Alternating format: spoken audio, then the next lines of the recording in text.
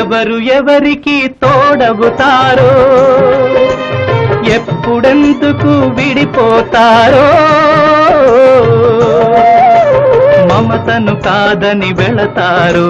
మనసే చాలని ఉంటారు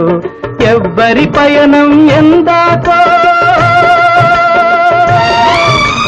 అడగదు ఎవ్వరిని బదులే దొరకదని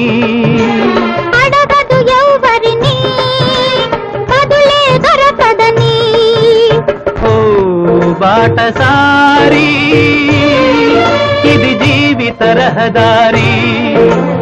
ఎంత దూరమో ఏది అంతమో ఎవరు ఎరుగని దారి ఇది